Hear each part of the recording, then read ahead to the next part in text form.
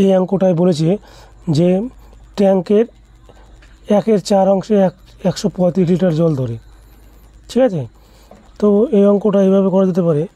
So ধরি ট্যাঙ্কটা হচ্ছে total হচ্ছে 4 ভাগ। ধরি ট্যাঙ্কটার টোটাল ভাগ হচ্ছে 4। ঠিক আছে, তার ভিতরে তার ভিতরে 1 ভাগে জল ধরে কত? 1 ভাগে জল ধরে হচ্ছে 135 লিটার। ঠিক আছে, 1 ভাগে 135 লিটার জল ধরে। তারপর কী বলেছে, যদি ট্যাঙ্কিতে 180 লিটার জল থাকে তাহলে ট্যাঙ্কির কত অংশ জল ভর্তি থাকবে?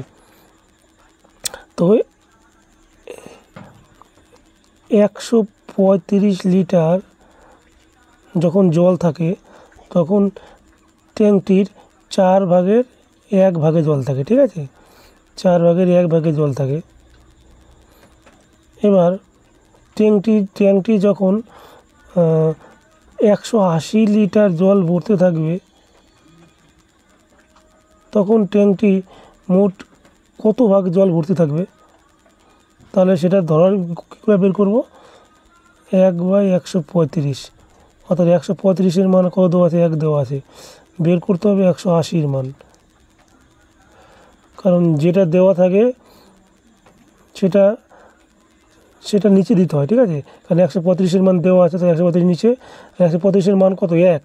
আর বের করবো আমরা 180-র মান, তাই 180-কে গুণ করেছি।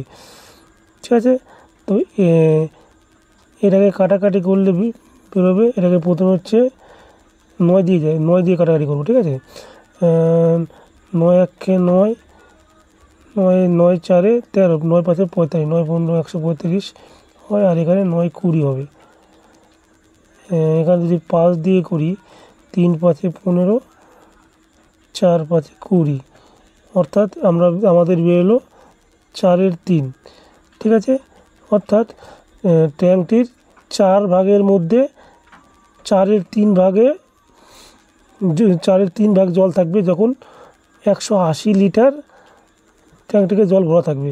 কিন্তু আমাদের তো চেয়েছে মোট কত অংশ, কিন্তু 4 ভাগের মধ্যে এটা 4-এর 3 ভাগ। ঠিক আছে, 4 ভাগের মধ্যে 4-এর 3 ভাগ, তাহলে 4 ভাগের মধ্যে মোট কত অংশ আছে?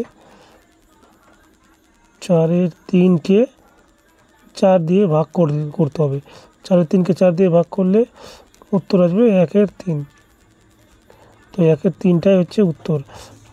1-এর 3 হচ্ছে বি নম্বর উত্তর।